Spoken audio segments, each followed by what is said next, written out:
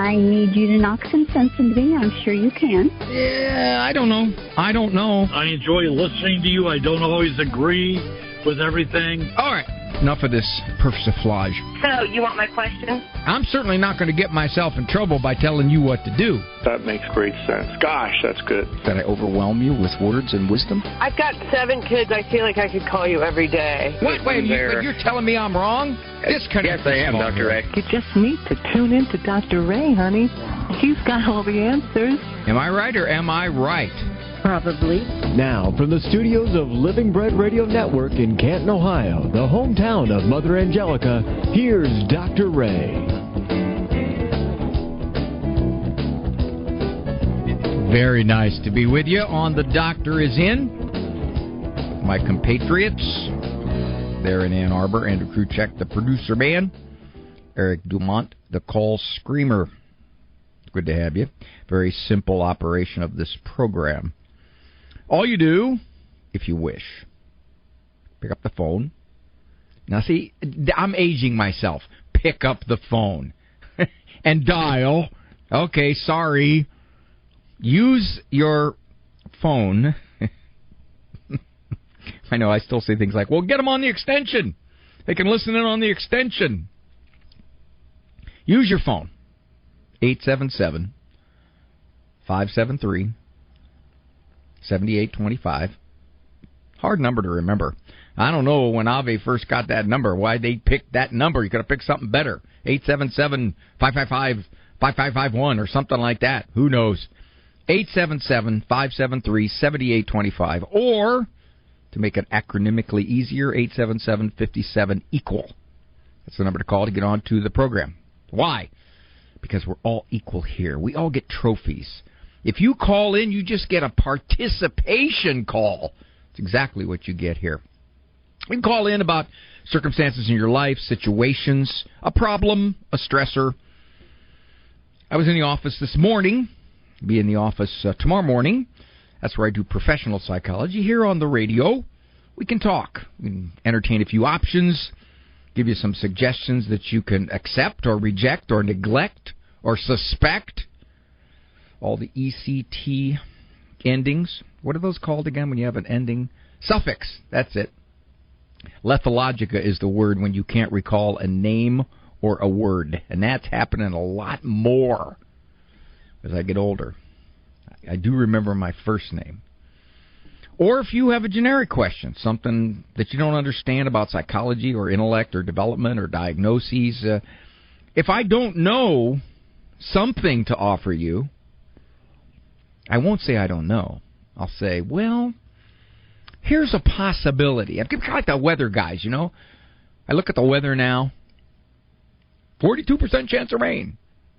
He can never be wrong. He can never be wrong. Oh, shouldn't say he. Sorry about that. Sorry about that. They can never be wrong. So number 877-57-EQUAL. One of my internships was at the VA. And there was a guy there.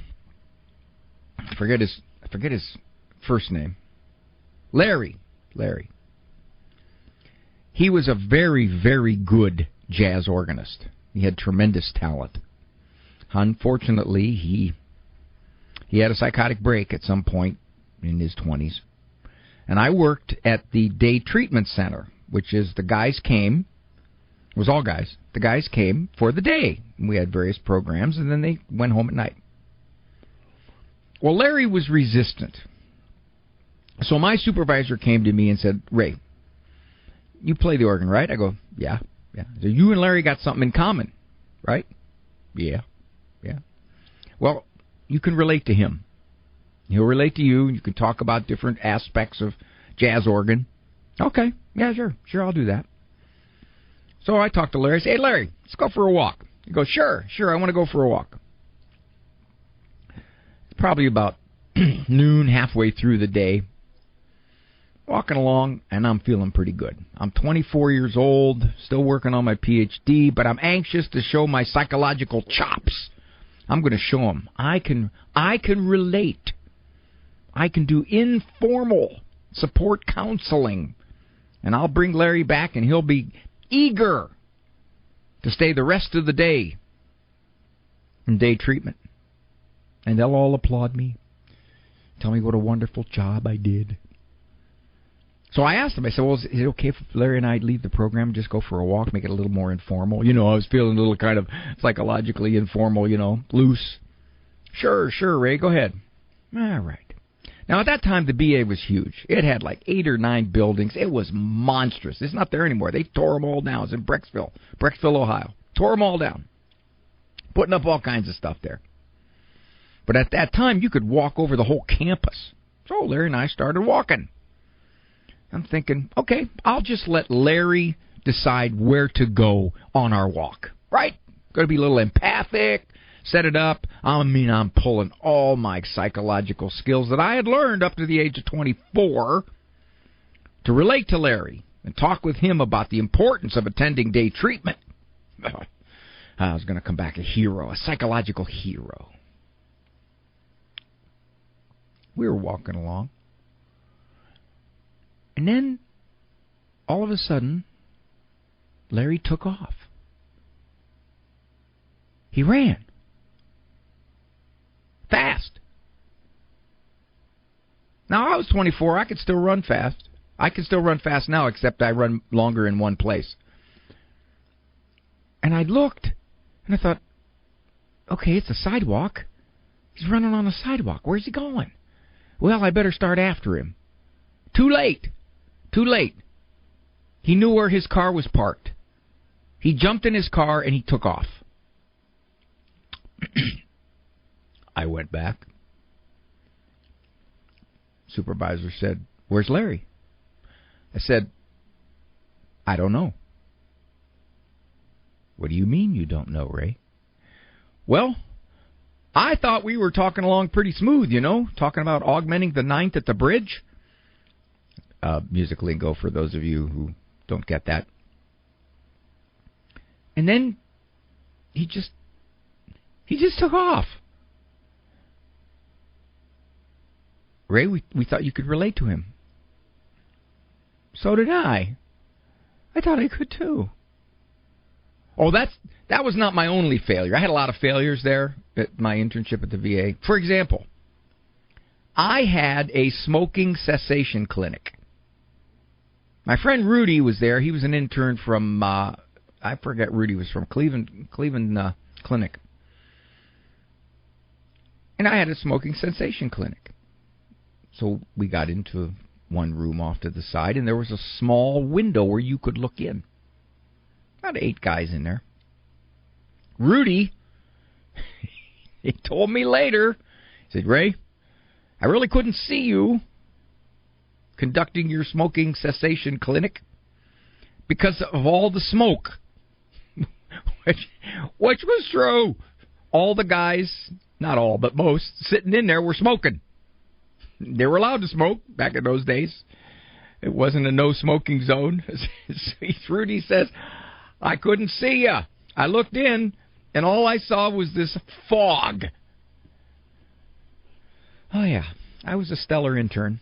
I was wanting to get intern of the year back when I was at the VA. I didn't get intern of the year. Okay, I had one good memory, and then I'll go to your calls. The staff had to learn passive restraint. In other words, they had to learn certain ways, if somebody got violent or out of control, that you could use certain moves that wouldn't hurt them, but that would keep them from hurting themselves or someone else. Fair enough. So my supervisor, who was about 32 years old at the time, and also the head of the social work for the department, came back, and I said, "What'd you guys learn?" And they said, "Well, we learned this thing on how to restrain someone." I said, "Okay, so what do you do?" And they said, "Well, let us demonstrate." So they both put me into this restraint. They each had one arm. And they said, "Okay, try to get out." And I just straightened up and threw them both off. And my supervisor said, well, Ray, you're a power lifter, right? I go, "Yeah." "Well, okay, then that's why. He says, the social worker said, "That was supposed to work." I said, "Well, It probably does. It does, but I was at the peak of my weightlifting career, and at that point, I was 24 years old. You know, nothing hurt. Nothing hurt. Not like now. So anyway, that was a few of my experiences when I was in the VA in Brecksville, and I'm surprised I went on to get my PhD. But I think my psychology supervisor, Dave Firo, he must have thought I had potential. Did Larry ever come back? I think he did. But I just remembered I'm not going to go for any more walks with Larry. 877-573-7825, number to call to get onto the program. Nobody in here in the studio that I have to go for a walk with, so I should still be here when you get back. Encounter Ministries presents their first transformation night of the season, featuring Neil Lozano on Friday, September 5th at St. Patrick's in Brighton. Join us for this powerful talk, Deliverance and the Power of the Gospel, followed by an optional time of prayer ministry. This free event will also be live-streamed. Praise and worship begins at 6:30 p.m. Visit EncounterCatholic.com to learn more. Do you own popular index mutual funds or ETFs? If so, you're automatically own shares of companies that conflict with your moral beliefs. Ave Maria mutual funds are managed to conform to pro-life and pro-family values. Long-term investors can invest in the no-load Ave Maria mutual funds. The experienced professional portfolio managers make decisions based on investment fundamentals and pro-life values. You can learn more about Ave Maria mutual funds today at 866-AVE-MARIA or visit AveMariaFunds.com. Hi, everybody. Dr. Ray Guarendi, host of The Doctor Is In, Ave Maria Radio for 20 years. I've been with them, and during that time I've watched them spread our precious faith to anyone, anywhere. Well, also in that time, their equipment, the equipment that they had is cutting edge, no longer is cutting edge. It's kind of like an iPhone 5. We need your help. We absolutely need your help. Visit AveMariaRadio.net. You're not just donating, you're broadcasting hope.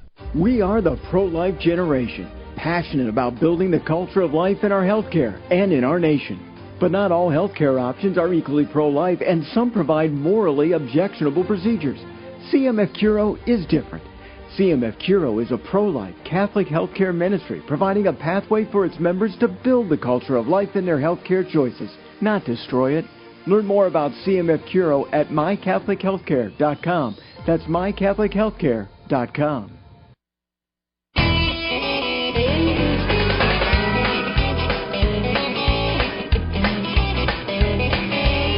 Michigan is the Great Lakes state that offers the highest recycling refund in the country. 10 cents per bottle or can. There you go. Little bit and piece of Michigan, if you want to play trivia, because Roberta is calling from Michigan, and she's on her way to see a counselor. I don't know if she's driving. Hi, Roberta. Hi, how are you? Are you on your way to a counselor? I am. Whoa. I'm going to meet my daughter and my granddaughter for a counseling session on an eating disorder. And they want you in there? I am invited. My daughter invited me. I have to fill out a form. But I'm quite close with my granddaughter. Okay. And she is gifted. That was determined when she was 3 years old. A perfectionist. She's beautiful. And you are sounding like a real grandmother.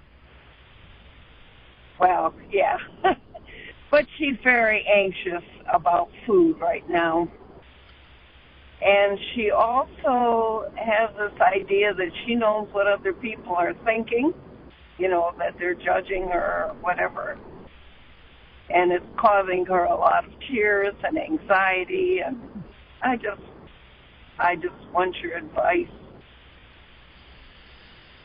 I think it's going to come down to how much she wants to share with you about her counseling. If you go out with her or you're with her somewhere and you say, so what do you think about what the counselor told you? Now, obviously, you're not going to second-guess the counselor, But you can at least get her to talk a little bit about it. She says, well, I just think it's foolish. Well, why do you think it's so foolish? What is it about that? Does she want to go to counseling, or does her mother want her to go to counseling? I think she sees the need for it. Let me give you a quick example about the food. I made this cake, this apple cake, and her mother often drops her off very early in the morning. Her mother is in the health profession, and she goes to school close to my house. So her mom might drop her off at, say, 6:30 in the morning, and then I'll get up to school, she and her brother. Anyway, she opened the refrigerator and saw this cake I had, and she had a piece. And about 15 minutes after, we're sitting on the couch, and she just absolutely fell apart and said she shouldn't have eaten the cake. She was greedy, and I mean, I couldn't believe it, you know. But she's just not eating properly, period. And how long's that been going on? You know, I think it kind of came to a head this summer. But now that I know this is going on, I can think of times when I couldn't even get her to start school with an energy bar. She'd say, oh, I'm not hungry, you know. Mm. And then she would ask for something different than what I had fixed for dinner, you know, on different occasions when she was at the house at dinner time. And she would want something very vegetarian as opposed to spaghetti or something. Roberta, to answer your question, your relationship with your granddaughter is how you'll probably best help her. You don't want to second-guess the therapist. You don't want to step in there and say, well, I don't know why the therapist said that, because that sounds kind of, I don't know, that's kind of foolish to me. You don't want to do that, all right? Okay. But what you do want to do is you want to say, okay, honey, what's going on here? How is the therapist helping you? What is the therapist pointing out to you?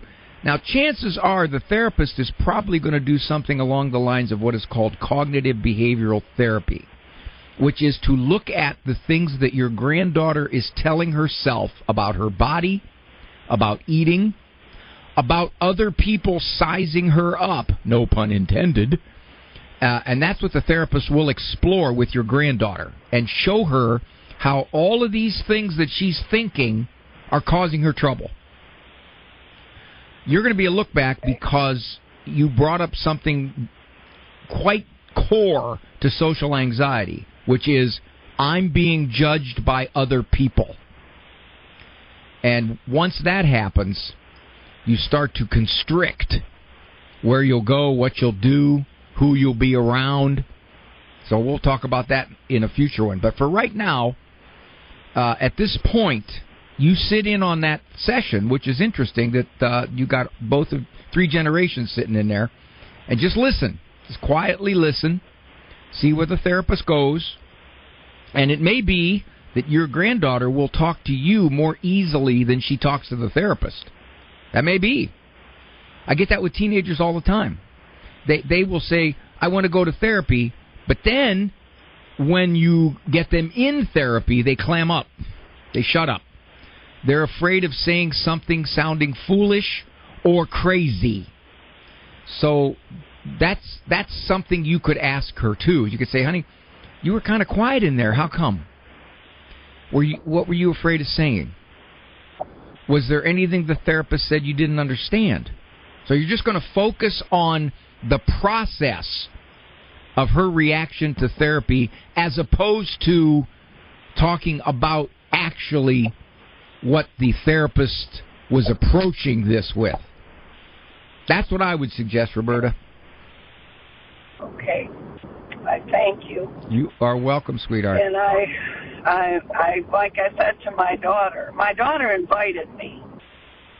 When I asked her, I would like to know what I can do to help, what I should say or not say, do or not do. I want to be.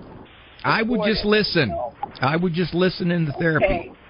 I wouldn't jump in. I'll get that sometimes. I'll get 3 generations in my office, and everybody's got their opinion. And sometimes it just becomes well, I think this. Well, no, I think this. Well, you think that, but you don't think this. I think this. You're just going to quietly listen and kind of size up where this is going and study your granddaughter, look at her cues, if you will, and see how she's actually taking this. Thanks, Roberta. Thank you for the call, dear. By the way, this is interesting. I'll get to your calls here in a second. They're taking this granddaughter to counseling. Why? Because she has a problem with an eating disorder. Usually, with an eating disorder, there is a falsified, what's the word I'm looking for? A misperceived body image. Distorted body image. In other words, I see myself as fat. She may be 5'3", 102 pounds, but she sees herself as fat. So what do? Well, we say automatically, therapy. We got to get your body image back in line with reality. Correct? Now you see where I'm going with this? Because we are now in the midst of a cultural phenomenon that says if that same girl would say, I feel like a boy. I am a boy. I want to be a boy. We would then say, okay, whatever you wish. Now, it's interesting, isn't it? Because we're not allowed to explore that particular perception because, in fact, all of her chromosomes are female, but yet we're getting her therapy for a distorted body image because it's affecting how she conducts herself. Just a little bit of incongruity there. All right, let's go to Sam from Ohio. Hi, Sam. Hey, Doc, how you doing? Okay, sir. I was just wondering, would I be justified if I killed my wife during menopause if she drove me to it? Well, no, you probably wouldn't, Sam. It would be one form of probably second degree, so I probably wouldn't do it. Just from a purely legal standpoint, it's not a smart thing. But from a moral standpoint, you jeopardize your soul. Plus, you take a life that only God can take. You know who this is, don't you? Yes, I do, Sam. I saw Sam from Ohio. I knew, buddy. You're on your way back up there. Do you like my memories? My memories of the VA, Sam, as I stumbled my way through that internship? I love that, yes. Yes. A very, very positive explanation. I just wanted to thank you, though, for all the help you've given me over the past, I don't know how many years, but it's really made a difference in seeing me, who I am, and who controls me. So I just wanted to thank you publicly for that, and I hope you enjoy the rest of your day and the rest of your week. And thanks for the coffee. It was good. Oh, you're welcome. You're welcome. Sam, you're one of the few people who calls me and says, you want some coffee? I go, yeah. Well, you deserve some coffee, and I don't put anything in it, though. It's just black so that you don't have to worry about me spiking your coffee. Thank you, Sammy. Take care, bud. All righty. I got about 20 seconds till I take a hard break, and then we'll get to your calls. Please be patient. I love your calls. I would love to get to them. We will definitely do that. I have my own version of menopause. I would call it mental pause. It's kind of happened when I hit 50 or so. Yes, it was like I started missing cognitive cylinders. You know how cars used to sound when they weren't fuel injected and they had carburetors and they would miss? They would. Well, cognitively, I'm missing a few cylinders here and there. It's Dr. Ray.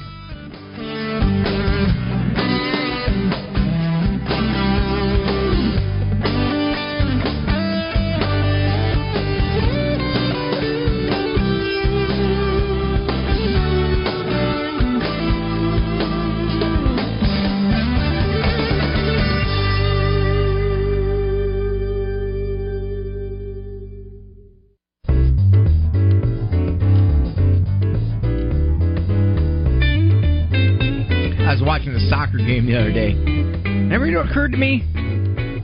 Watching soccer is like watching grass grow and there's soccer players running around in the way. Deborah is calling from Washington. A little tidbit about Washington. Hold on, let me just tell you this. The world's largest building by volume is in Washington. Boeing, their final assembly factory, is in Everett, Washington.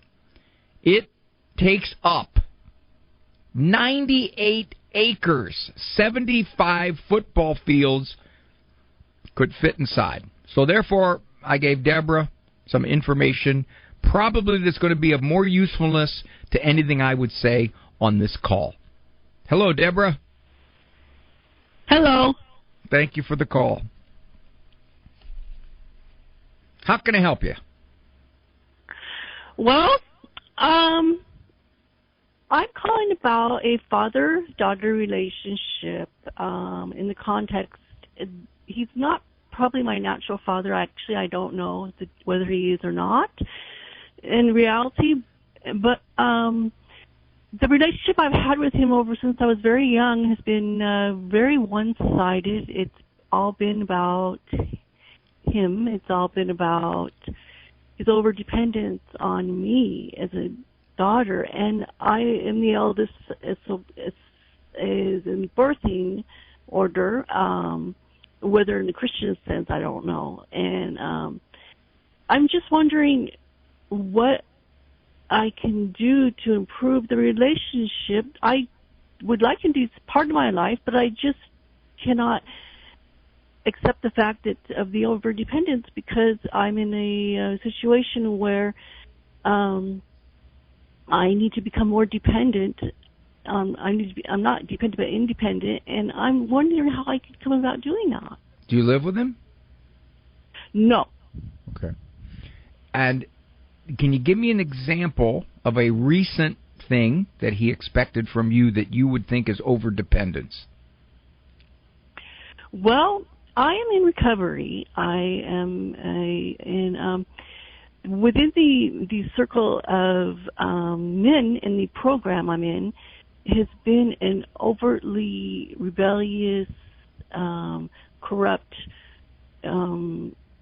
relationship with the men in the program. As far as I'm concerned, he's placed me in a very insecure and unstable position with them, which has caused me incredible amount of grief, and it has created in me in my relationship in the program with people in a situation where I'm being harmed. Deborah, let me see if I got this. I want to make sure I understand. Your dad enrolled you in a support group with some guys in there that really make you feel ill at ease, and you don't want to be there. No, actually, he did not enroll me. It is a voluntary program. Okay. It's so AA. How does this relate to your dad?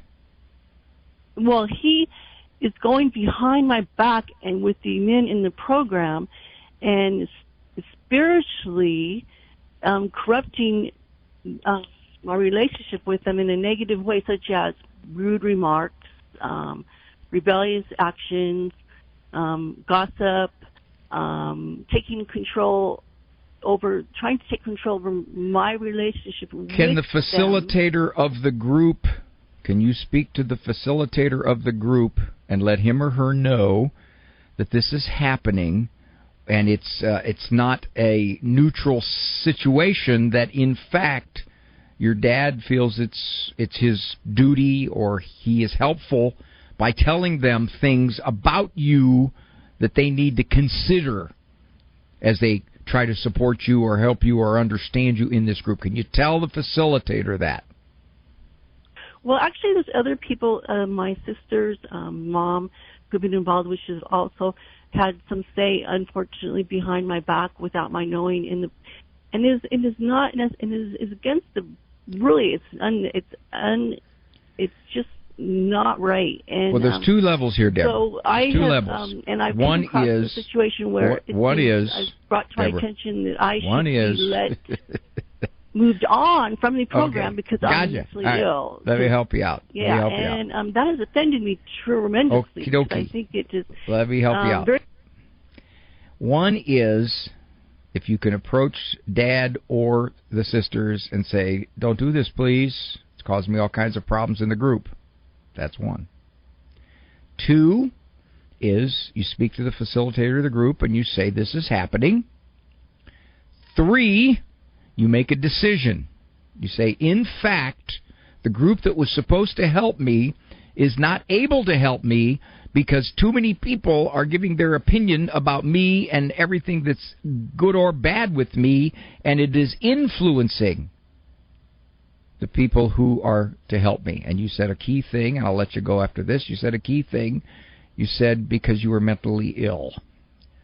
So I would imagine this is some kind of self-help group for folks who have struggled with the mental disorder throughout that time, and therefore your approach to this might be pretty delicate, and you got to make it known what's happening. All right, let's go to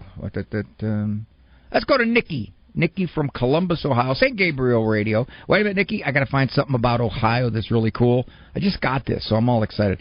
Half of the presidents who died in office, boy, we're a jinx of a state, were from Ohio. William Harrison, James Garfield, William McKinley, and Warren Harding. We've had, I think, 8 presidents from Ohio. I mean, only second to Virginia. And 4 of them passed away in office. You just wanted to know that, didn't you, Nikki? Hi, Nikki. Oh, hi, Dr. Ray. Thank you for taking my call. Sure. So I've talked to you about my daughter the past 3 years, and it's our yearly checkup. And okay. Yeah. I hope you invite me to the wedding rehearsal dinner. No kidding. So she's 17, and we gave her an iPhone. We finally let her graduate because she was a good, not lying to us for a year that we knew of. So we found out by a stakeout on Saturday night that she was we had a stakeout because we had suspicious activity. So we went to Rural King and saw her sitting in the parking lot with a boy. It was an exciting time. Dad wanted to knock on the window. I said, no, I'll just text her, bring that boy home with you and let us meet him and talk about the situation. So she did not. She came home on her own, and we discussed a few things, found out, this is the disturbing part, that it was the boy that we told her last year when I called you that she wasn't allowed to see because he had already graduated high school. She still had her junior and senior year to go. So now she's a senior in high school. So my question is going to be, she basically has lied to us all summer. She's been seeing this boy once a week in parking lots and at the dog park, and she's been acting like she's been by herself. So my question is, she turns 18 in January. He's going to turn 20 in December, which is very disturbing. And how much do we let her go? Because the worry is, she'll get pregnant if we let her, if we say no. So how much, we're supposed to talk to this boy this weekend, and we're annoyed about the sneaky behavior. Okay, stay there, because this music is making me shut up. After the break, Nikki, don't go away. You still are on hold through the break. This is Dr. Ray. Thank you for joining me.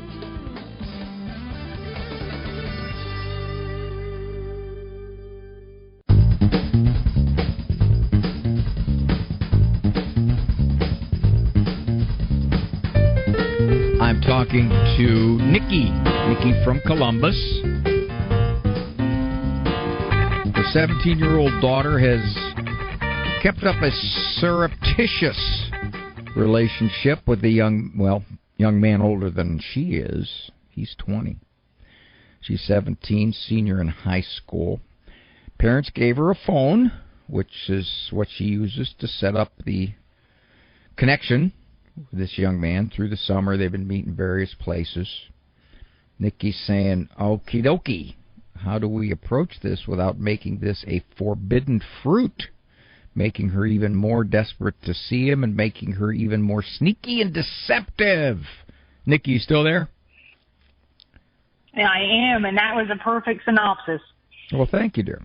I would say, what if you told your daughter,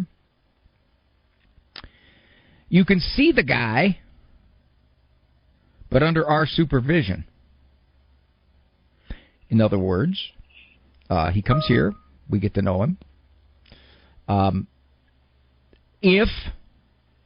again, you can do this, Nikki, you probably didn't think about it, but you can put a tracker on her phone, or you can just simply say, if you don't do this, you don't have a phone. Because the phone is the connecting device. It's the conduit of the relationship. You can do that. She's looking at you like, I'm 17. What are you doing? I just want to meet this guy.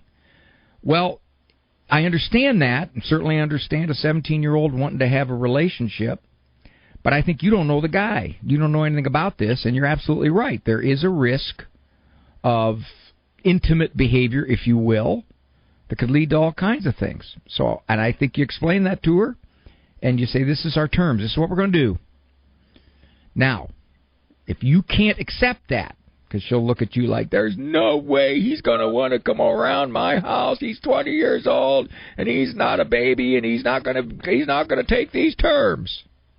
If she says that, you can say, well, then apparently he doesn't care for you enough. Or he wants time alone for various reasons. But those are our terms if you wish to keep the phone. You can do that. There's nothing stopping you. Nothing stopping you from doing that. What do you think? My problem with taking a phone is the fact that how long am I supposed to keep some or let her be out in a car trunk without any apparatus of knowing where she is or where she had been before I start looking for her? And so that phone, and that we do have a car tracker, the phone tracks her. That's how we found her. And they were in two different places at the same time. So my quandary with the phone has always been, how long am I supposed to wait on a child if I don't know where they are? Especially at 17 years old. We just finally let her have a regular phone. Nikki, what she got, an iPhone 19? What she got? Now she does, but we upgraded because she hadn't lied to us. We didn't think she'd lied to us for a year, so we didn't catch her. Upgraded her. You didn't catch her. Yeah, we didn't catch her. Catch her. Parents say that all the time. So I called you last year, and you had told me to go ahead and do supervised visits, or chaperone her basically. And we told her that. We said, not this boy because he's too old, but the next boy that you like, we will have you introduce him. Well, Nikki, your problem is Nikki, you had no enforcement mechanism. You can't say, not this boy, and then you gave her the phone, and she used it to connect with this boy. So for you to say, not this boy, it was meaningless unless you decide, okay, here's the way we're going to monitor this. If you don't have any way to monitor it, she's going to continue to do what she wants to do because her attraction to this young man is much stronger than anything her parents would say to try to persuade her. So at this point, you say, okay, you want to meet this young man? Tell you what, we'll double date with you. That'll make her gag. We'll double date with you, or he can come here and you guys get to know each other here. We won't bother you. You can go to the family room or whatever. We won't be sitting in between you, but he's going to be here. We want to get to know him, see what he's like. Okay. Can you give me other leverage circumstances? Because that phone is a hard one. Well, okay. Yes, I will. She needs it for school. She doesn't need it for school. If you're going to use it for contact, a flip phone will do just as well. Of course, she'll use it to text. Here's what I would suggest. Yeah. You can pair your phone to her phone so you know exactly what comes into that phone, what goes out of that phone, what apps she uses, how she talks to whom. You'll know every single thing because it will go through your phone. Okay. Okie doke. That's a good one. Yep, thank you. All right, Nikki. You take good care, dear. 877-573-7825. Courtney, I'll get to you right here in a second. Jeff from Ohio took his baby grandson to the zoo when they were watching him. According to Jeff, the grandson's parents were very upset that they took him there without telling them. Well, of course, I hope, Jeff, they explained why. Maybe they were thinking he's going to be afraid of what he sees, big animals, scary animals, and they'll think that'll psychologically ruin him. Maybe they're thinking, no, the zoo is not the cleanest place in the world, and I just don't want this 3-year-old to go there. That's one. Or maybe they're thinking, when you watch him, we fully expect you to stay at home and not traipse around. I don't know what their thinking is. And I think the best way to respond or to answer them for what you did is to know their thinking. If we just say they're upset, we have no idea why.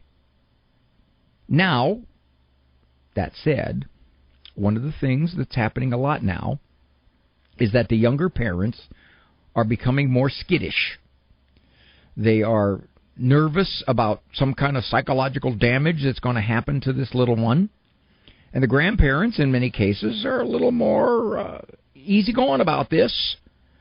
But they didn't wear a mask, or they didn't get vaccinated, or they didn't do something.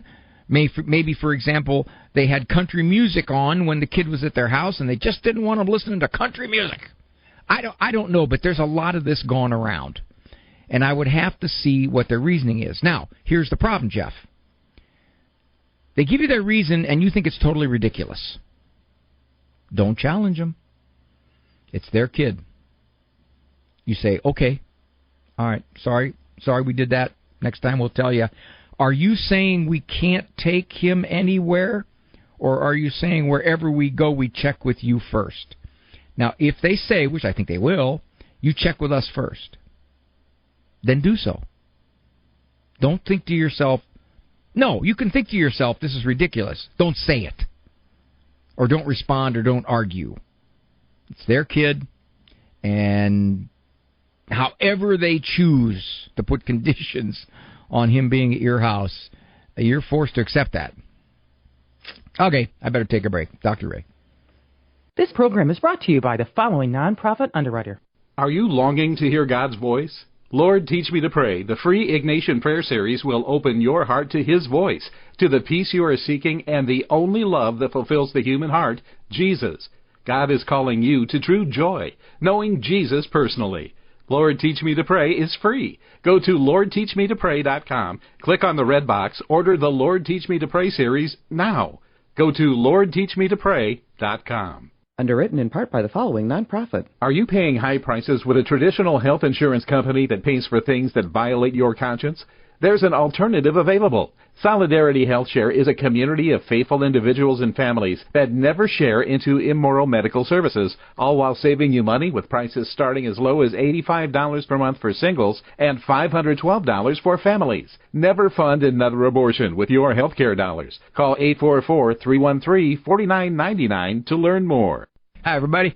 Dr. Ray Guarendi, host of The Doctor Is In. Ave Maria Radio has been putting out fabulous Catholic teaching, but the equipment we've got is aged. Like me, needs a lot of help. Some of the stuff is just hard to replace anymore. If you go to AveMariaRadio.net, please, for a donation for the equipment to reach much farther. You're not just donating, you're broadcasting hope.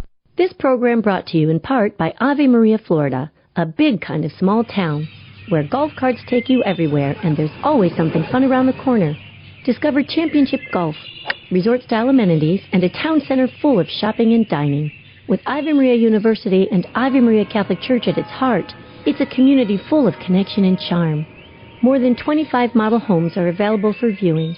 More information can be found at AveMaria.com. That's AveMaria.com.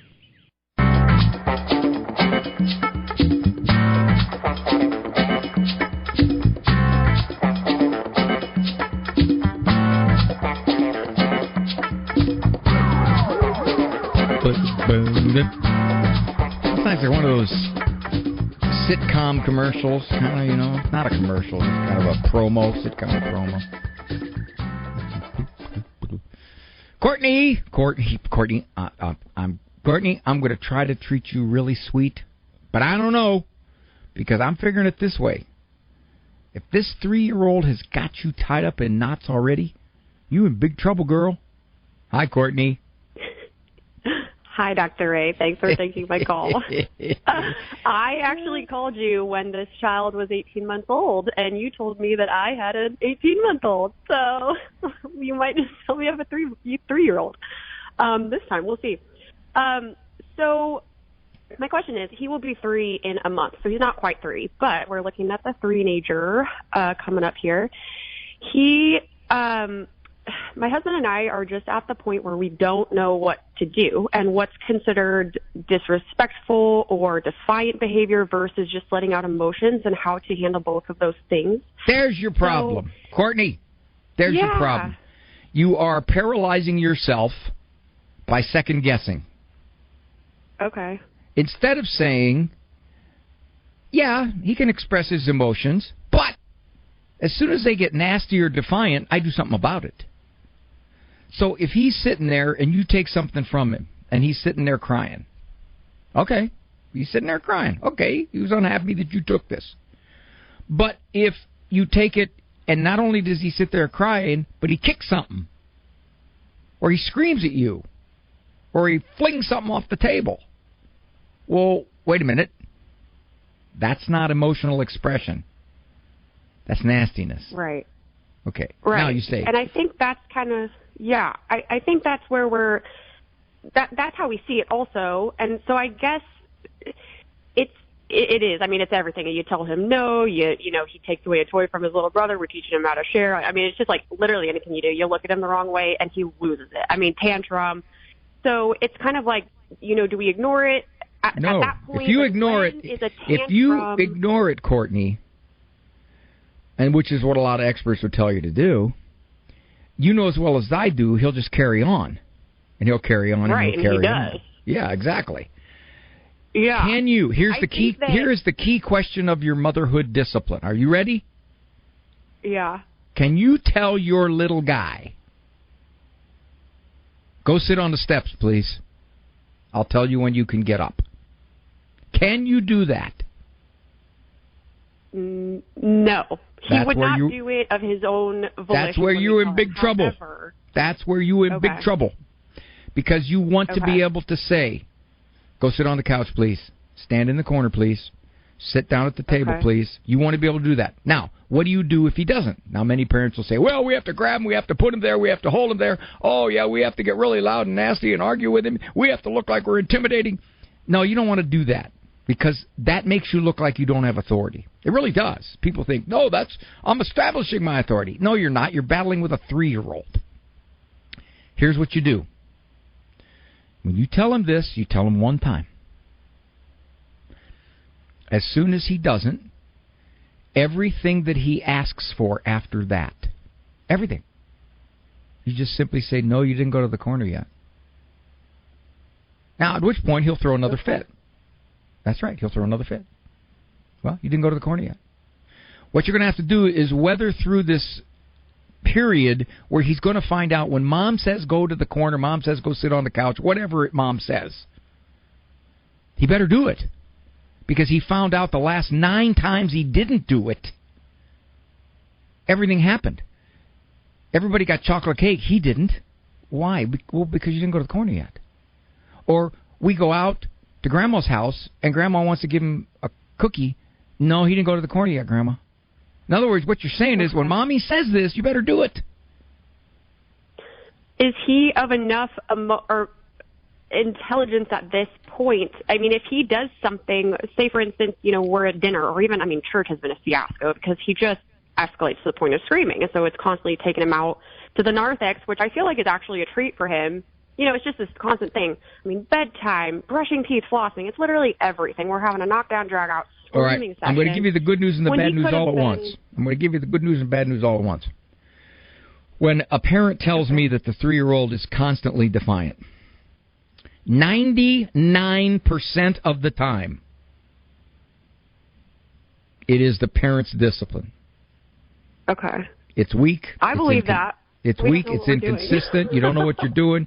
You got a little 3-year-old tying you up in knots. You control everything, Courtney. Now, let me answer your question. Does he know what he's doing? No, he's 3. He's just going to act on impulse. He's going to act because I want to act this way. Because I don't want you to take something from me. I don't want to brush my teeth. I don't want to go to bed. Do you have a dog? So I guess No, don't. Okay. Do you know anybody who does have a dog? Yes. Ask them this question. When you trained this dog not to pee in your house, did you wait until the dog understood not to pee in your house before you trained him? Well, no, dogs can't understand that. That's right. So you just trained him. Basically, you showed him this is what's going to happen. That's what you're going to do with your 3-year-old. You're going to show him, when you do this, this is what happens. He doesn't think, oh my, it's inappropriate to take a swing at my brother. How inappropriate that is of me. I must learn to control myself, because in a mutually reciprocating social interaction, that is quite impulsive. He doesn't think that. All he knows is he took a swipe at his brother, and all of a sudden he found himself sitting on the steps. Well, I guess that's my question then. So, we do timeout, and it's the immediate. Well, you ain't doing it enough. I got to run there because they're going to cut me off. You ain't doing it enough, and you answered your own question. You can't get him to take timeout, not without a brawl. That's where the problem is. Call me back, Court. Elaine, your question is great. It's a generic question. Please call. This is Dr. Ray. Walk with God. For information on Dr. Ray's presentations, books, and CDs, visit drray.com and follow him on Facebook and Instagram. The Doctor Is In is a co-production of Ave Maria Radio and EWTN Radio and carried across the EWTN Global Catholic Radio Network.